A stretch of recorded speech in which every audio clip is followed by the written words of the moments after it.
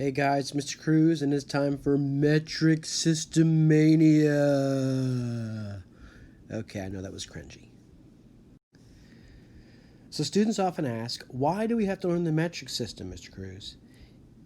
And there is a lot of good reasons. Three of them specifically are listed here.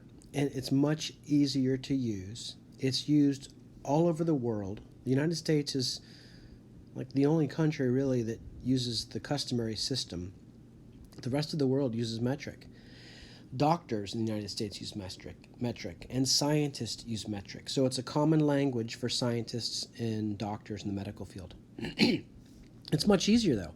First of all, it's based on units of 10, hundreds, and thousands.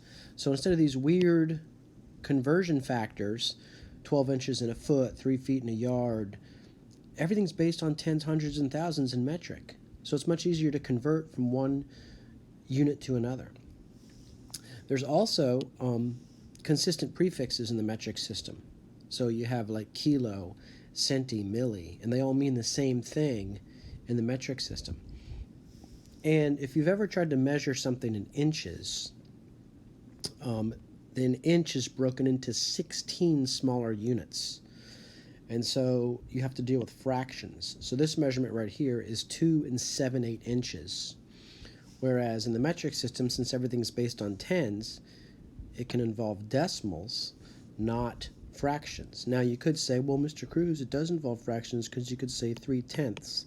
But that's a whole heck of a lot easier to work with than fractions like 7/8 and 13/16 and things like that. So metric system's pretty easy.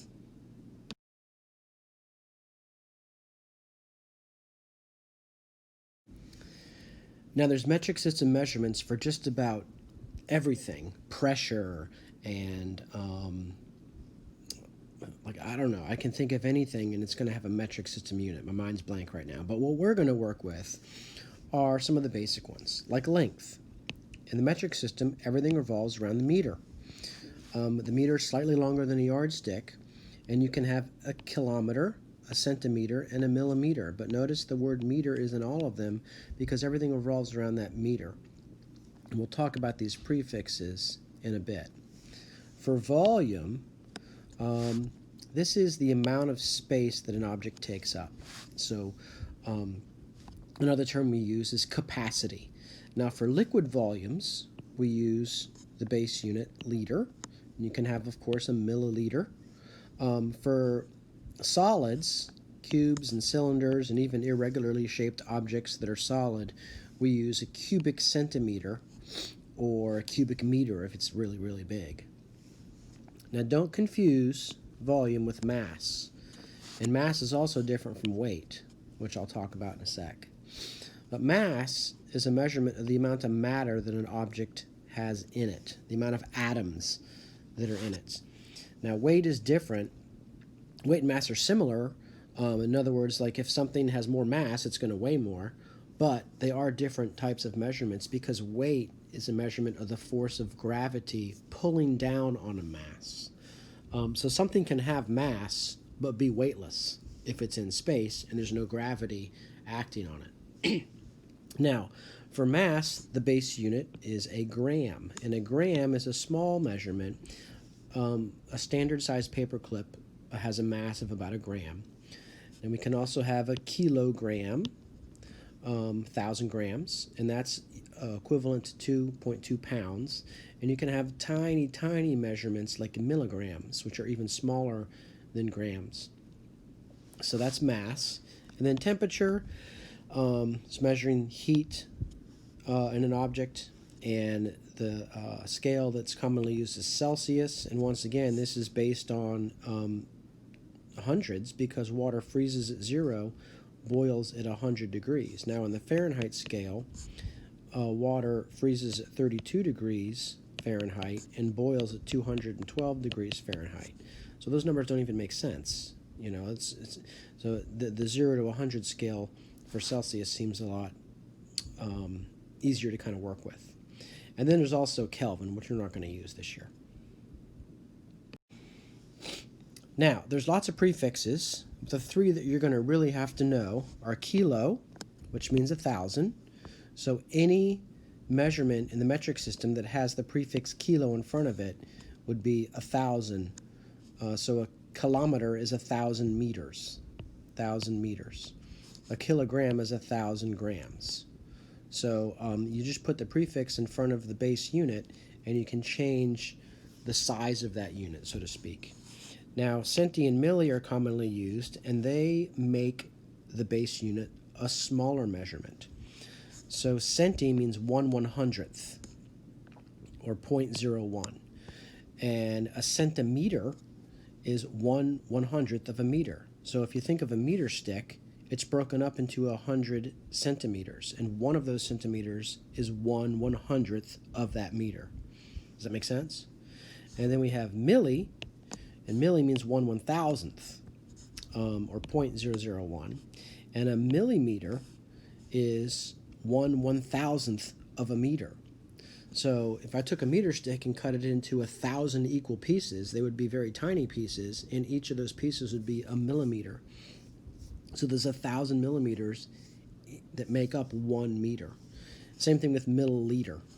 A liter of soda is equivalent to 1,000 milliliters of soda, because 1 milliliter is 1/1000th of a liter. Now there's all kinds of other prefixes like giga and mega, which make the units much larger. We're not going to use those. And there's even microscopic prefixes like micro and nano. So these measure things that are super, super tiny. So you can see the micrometer or measure things like cells and the parts of a cell and pollen grains. And a nanometer is even tinier. It measures like the size of a virus or a molecule. So those are tiny, tiny measurements. Now we're going to focus on length. So if you study this, this shows you what a mile, how a mile compares to a kilometer. A mile is actually bigger than a kilometer. It takes a little over 1.5 kilometers to be equivalent to a mile, so 1.6 to be exact. So a mile's longer. A meter is actually longer than a yardstick.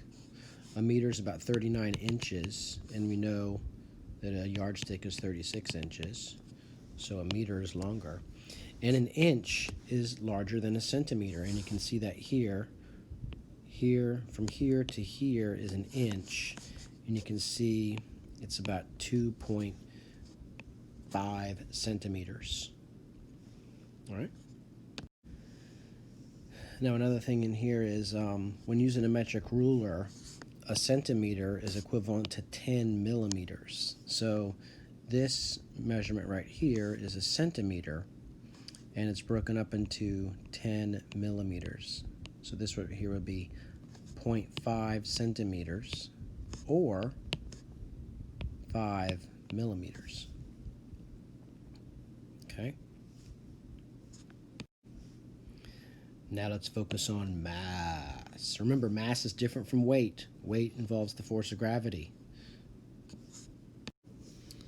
So in dealing with mass, let's compare it to the customary system. You can see here a pound is equal to 453 grams.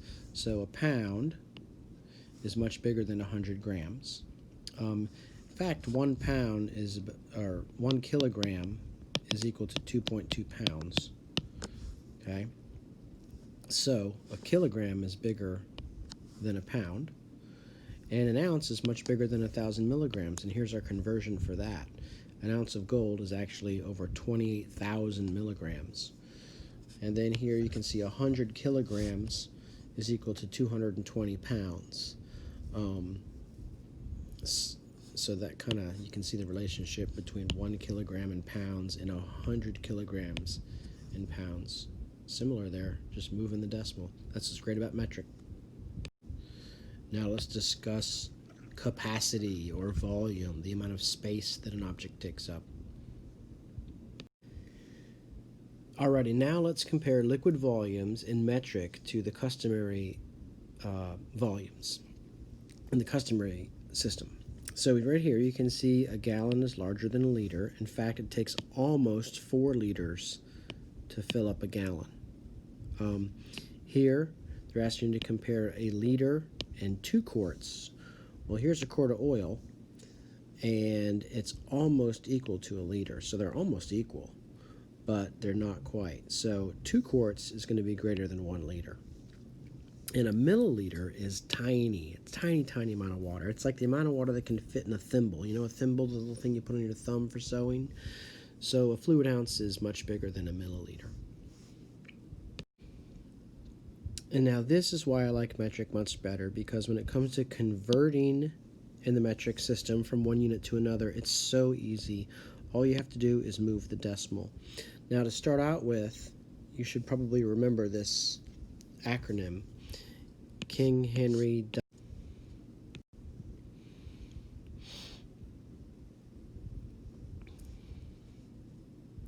So it's like playing hopscotch. You're just basically moving the decimal around. And the question is, which way do you move the decimal? And the chart tells you that. You compare the prefixes in the problem, and you bounce to the right or to the left through this chart. So if we look at number 1, 250 millimeters, that means we're starting here at milli, and we want our answer in meters. And meters is here in the base unit. So if I'm converting from milli to meters, I'm going to move through the chart 1, 2, 3 places, and I'm moving to the left, which means I move my decimal 3 places to the left. Now my decimal and the number 250 is right there. It's understood that it's right there. So I move my decimal 3 places to the left. Let me write it again. There's my decimal. I go 1, 2, 3. Now my decimal is there. So my answer is 0.25 or 0.250 meters. It's that simple. Okay? Now if I want to convert 0.25 meters to centimeters, I'm going to use a different color here. I am starting at I'm starting at meters, because my problem's in meters. So I'm starting here, and I want to move my decimal to the centimeter mark. So I'm going to bounce below now. So I go from meters to 1, 2 places, and I move to the right. So my decimal moves 2 places to the right. Now I'm starting off with 0.25. I go 2 places to the right, and now I have 25 centimeters, and that's my answer. Okay, and then if I have one more problem, I have 25 millimeters, and I want my answer in centimeters. I'm starting out at milli, and I'm moving to centi, so I'm moving 1 place to the right, or to the left, excuse me. I'm moving from left to right. The direction's important. And so my answer, my number is 25 millimeters, and my decimal's right there. Understood. 25, the decimal's to the right of the 5. And I'm moving 1 place to the left. So my answer is 2.5 centimeters. And that's how converting works in metric. Super easy. I'll see you guys in class. Have a fantastic day. See you around.